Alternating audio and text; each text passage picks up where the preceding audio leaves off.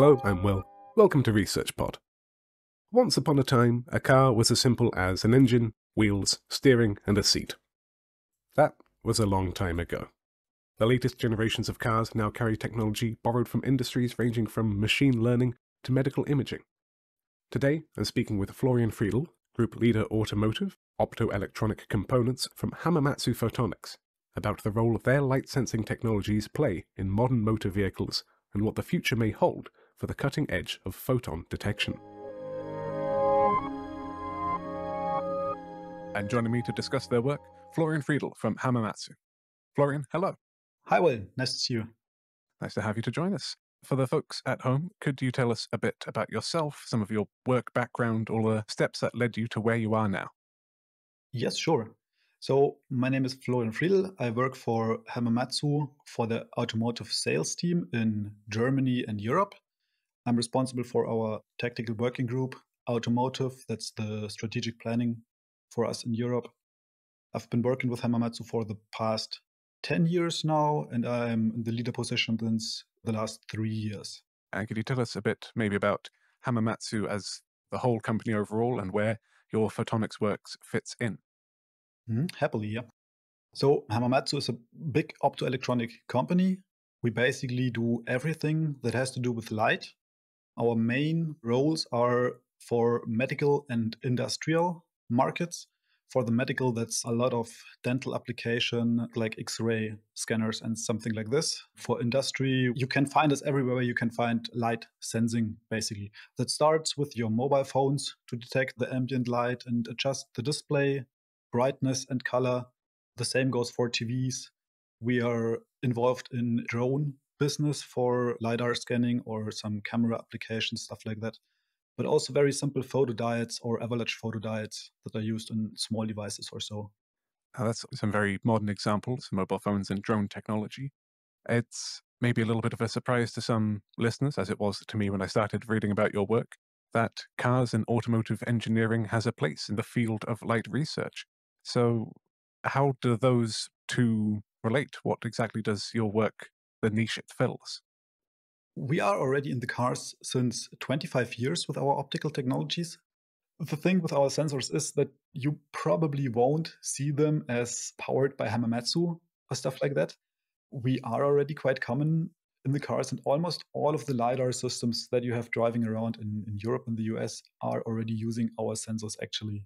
But you will never know because it's on component side, and usually you just know which tier one has their stamp on the box, or sometimes not even that. So it's nothing new. But of course, with the miniaturization and everything that is going on right now in the general market, all these optical technologies also become more and more important for the cars. Past applications are simply like rear view mirrors that automatically dim the brightness when you have someone glaring from behind, but also like optical communication via plastic optical fiber in the cars for infotainment, TV displays, radio connections, and stuff like that. But I do expect that our sensors will get quite more common, especially with the rise of the LiDAR sensors that we expect in the next couple of years when going to these higher autonomous driving functions or even to full autonomous cars in the future. To kind of connect to your own personal history, quite apart from professional one, were you one of those kids who was into cars and now gets to work on them full time? Actually, no. Maybe that's a very unpopular opinion, but I'm not so into cars and not so into driving cars. I'm rather already looking forward to the autonomous driving cars. So you can spend the time you have to spend in the car with something else. Doing something that you'd actually like. Yeah, exactly. I'm a sales guy, so I have to drive around a lot. And the time you spend in the car really gets sometimes a bit boring. I suppose at least you get to spend your days making that autonomous future a little bit closer. Exactly, yeah.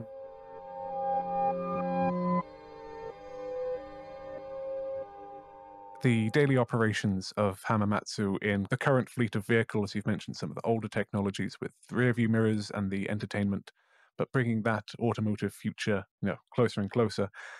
Are you in any of the current generation of, smart vehicles, electric cars, things that people look at on the road and go, oh, that is very new? We are. In some of the very new cars, I'm not allowed to tell any specific models here. Of course. Usually, it's rather these, at the moment at least, it's these very expensive high end cars that already have implemented these rather expensive ADAS systems, including a LiDAR, maybe something like this. And when we say ADAS systems, what does that mean? ADAS means Advanced Driver Assistant Systems. And these are the systems that will enable the autonomous driving car. Or right now, they enable the assistance functions like highway pilots or traffic jam assist, something like this.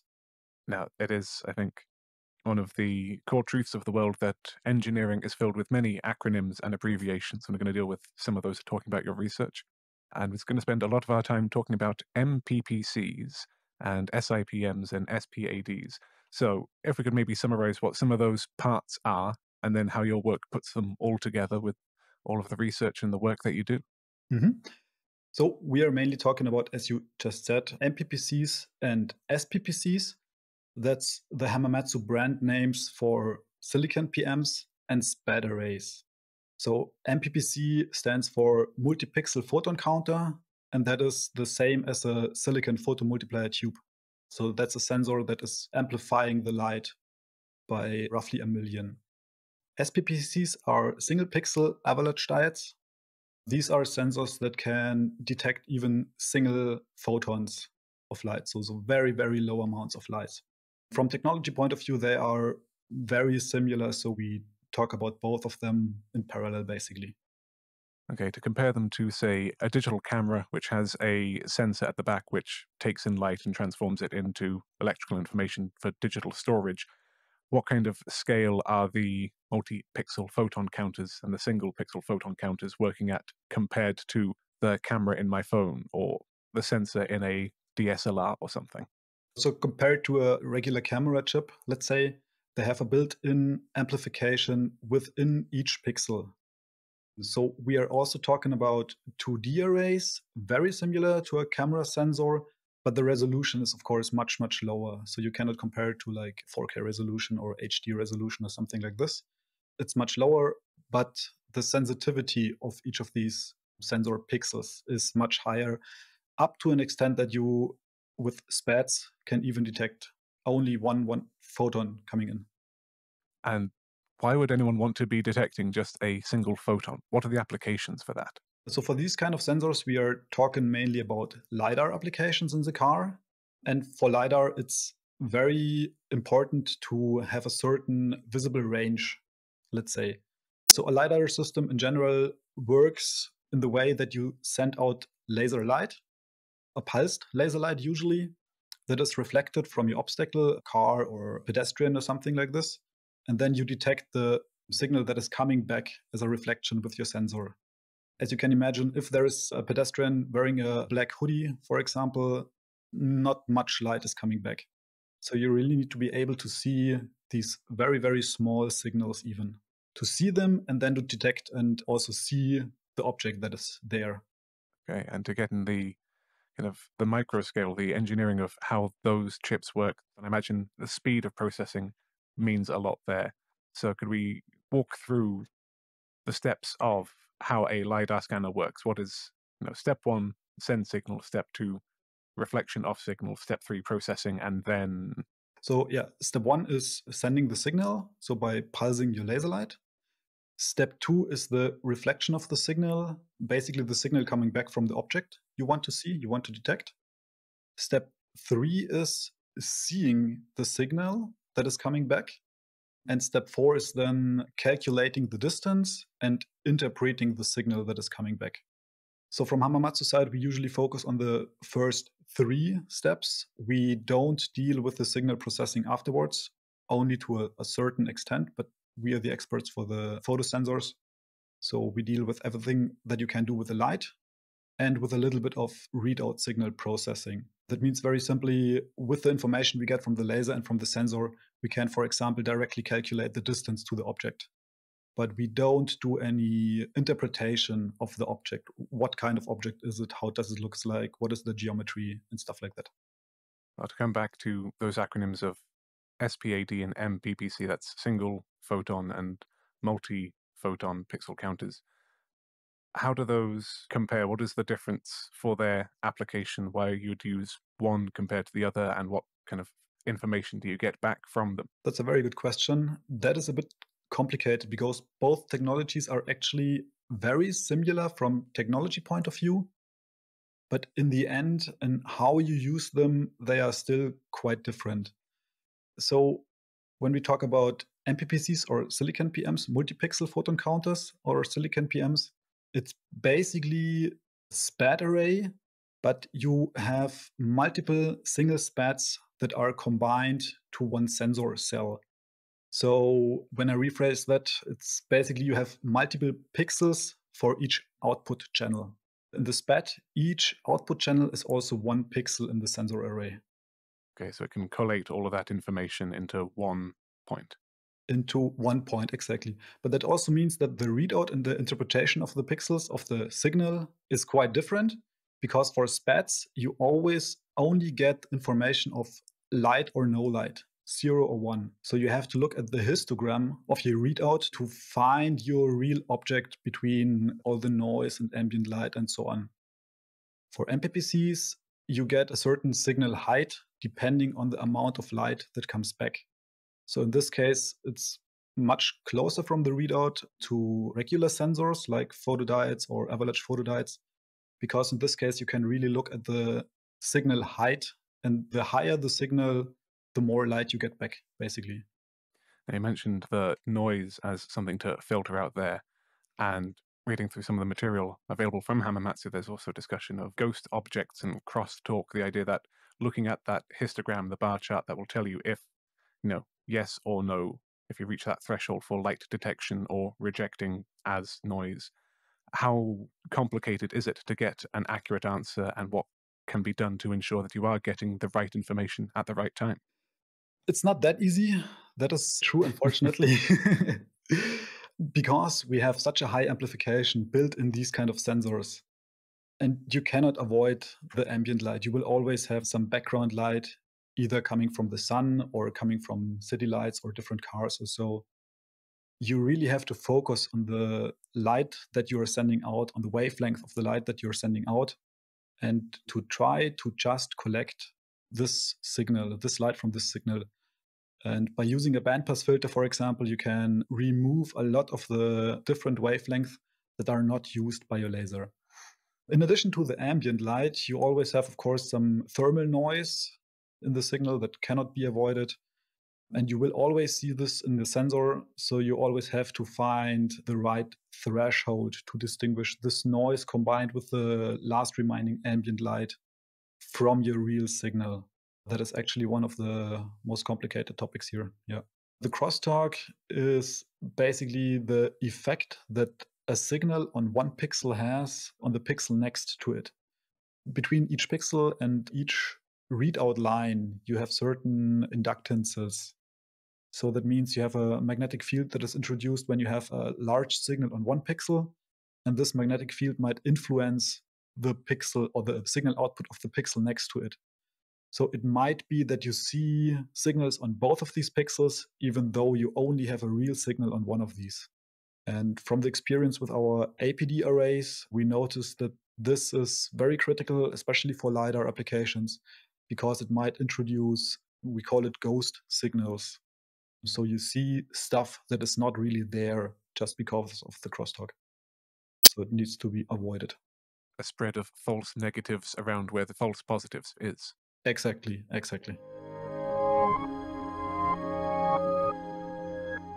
There was one other part that kind of leapt out to me, that was the use of micro lenses in filtering the light coming in and the sound going out. How micro a lens are we talking about? So this is actually one of the newer technologies that we just use since last year and that we implement now on all of our MPPC and SPPC arrays. Basically, we use these micro lenses in a way that the size of the lens is the same as the size of one pixel in our 2D sensor array. That means one of the lenses depends on the pixel size, but between 10 micrometer and 25 micrometer in this range. With the use of those micro lenses on the MPPCs and SPADs, what kind of advantages does that offer compared to using just as they were. So in the regular sensor array without microlenses, you will always have basically a small gap in between each of the sensing areas, of the active areas of each pixel. And with the microlens array, you can almost 100% eliminate these blind spots between the pixels, let's say, because all the light that even falls into these in-between areas is focused on the active area by using these microlenses. It's like a big advantage in terms of the clarity of information that you get coming in. Of the clarity of information, and the PDE, the photon detection efficiency, is also increased in the end. Okay, and now to talk about the new series of technology coming out of Hamamatsu in this year, maybe the next couple of years as well. To put some numbers to it in terms of percentages and resolution and available light processing. How much quicker, faster, clearer are things getting? That is not easy to answer because we are focusing very much on custom specific sensors, especially for automotive, because from our point of view, every tier one, every OEM has slightly different requirements on their perfect system, so to say. And that is true for the sensor side, but also on the readout, on the ASIC side behind. So we are really focusing on building custom specific sensors for each individual requirements here. So it's tough to say details, but when speaking very general, we are working on improving the photon detection efficiency even further, because one of the problems is that we are using near infrared light, usually for most of these LiDAR sensors, that is just beyond the human eye visibility. So we are a little bit higher from wavelengths perspective compared to that what the human eye can see. Unfortunately, the silicon material that is used for almost all of these sensors is getting transparent at these infrared light already. So it's really tough to catch enough light to see the signal. And that is what we are working on improving. Right now, we have photon detection efficiency of 20% roughly in our sensors. And within the next year, we are targeting to 25, maybe even 30%, combining a couple of different technologies. That would be a 25 to 50% increase. Very roughly, yes, exactly.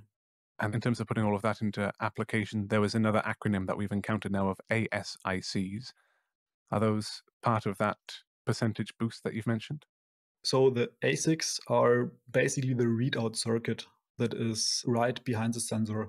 So just to manage all the readout from the optical sensor, and also very rough signal processing like action counting or some thresholding to see if the signal is above a threshold. If it's below, then we don't even take it into account. Maybe a small buffer to record a couple of milliseconds or so from your signal. Very simple stuff. But it's important to combine it as close as possible to the sensor to not get any parasitic effects, like, for example, crosstalk. That's why we combine it with our sensor directly. Yeah, and all of this is being done, as you say, in custom scenarios for custom applications. Exactly. So we have basically a couple of different options here and like a library of different ASIC functions that can be implemented for each individual customer design. Yeah. And then one of the new generation features will be multi-echo detection, which is a very fun phrase to say, but what does that actually entail in terms of managing all of that signal? Yeah, it's a bit clunky, multi-echo detection. Basically, it means that when I send out one laser pulse, it might be that the laser pulse is not only reflected on one surface, but on several surfaces, and that I get back not one signal, but multiple signals. For example, when we have bad weather, we have snow or rain, then it might be that a part of this signal is already reflected on some of the raindrops, and then I might get a small signal back from the weather effects and another from my car. And when talking about a car that I want to detect, it doesn't have one flat surface, but it's also like stepped, for example. So it might be that a couple of different signals with different ranges comes back from one object. And with this multi-echo detection, I can detect a couple of these echoes that come back from only one laser signal. And I know that they belong to this one laser signal. It helps to manage all of that scattered information. That scatter, exactly. And also if I have multiple objects that I want to see, like a pedestrian and a car in one laser shot, I can also distinguish between multiple objects in my way. Sounds like something that would be very important because any misinformation could have critical consequences. Exactly, yes. Well, looking to the future then, what would you say the near future holds for Hamamatsu Technologies, looking over maybe the next 5 years? Where do you see all of this going that is coming up, and then beyond, the kind of future that we may not even be prepared for? We are right now working or in the final steps of the back illuminated MPPCs.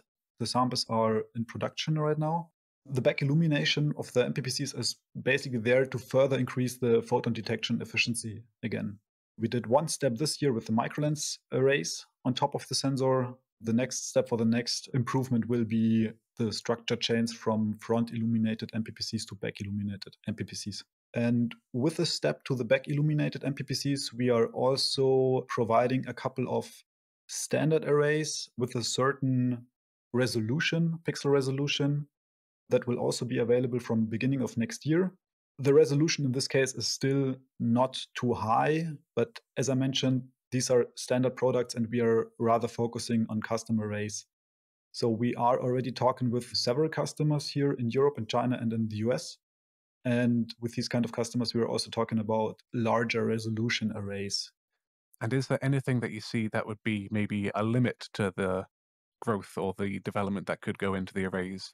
Do you see if there's a threshold that is going to stop the development of new products, either in terms of, signal processing speed or photosensitivity or, material availability? Is there anything that would stop you from getting to that future? With the technology that we have right now, it seems like the photon detection efficiency will be at a limit at around 30 to 35%, something like this.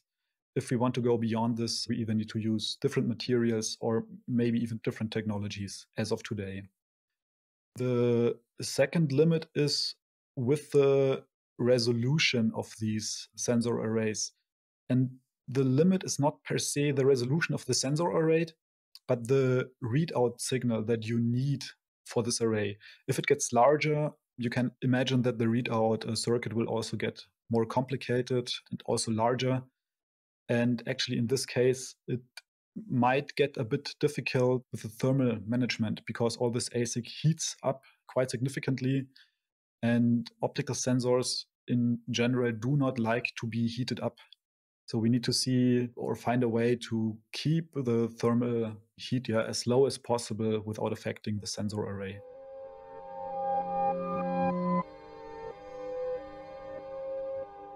And lastly, who between the Hamamatsu labs where you are working and the end users, the people sat in cars, should have learnt something new from this interview and all the stuff that we've talked about?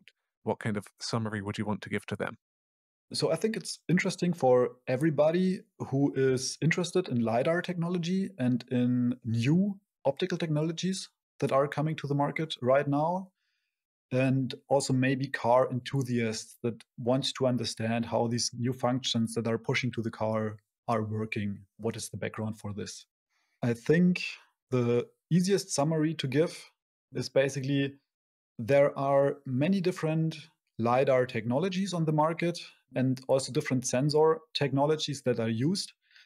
So it is very important to know and understand your exact use case. And with that, I mean the scope of your LiDAR system that you're using. Are you having a long-range LiDAR, a short-range LiDAR, like a LiDAR cocoon for a very short range, something like this? And then you need to know which kind of technology and what ASIC functions are important for your use case. Because every LiDAR is different. Every LiDAR has different advantages, disadvantages, and also requirements on the sensor. So yeah, you need to understand what is important for you and what are the functions that are best suited for you. And we from Hamamatsu, we are focusing on helping you with these choices basically, and also with combining the sensor array with the necessary ASIC functions. And if people want to know more about Hamamatsu and all of the work that is coming from your labs, anything that you guys are up to at all, where can they find that information? They can find it on our webpage, hamamatsu.com or DE. Florian, thank you so much for your time and talking with us today. It was a pleasure, Will. Thank you very much.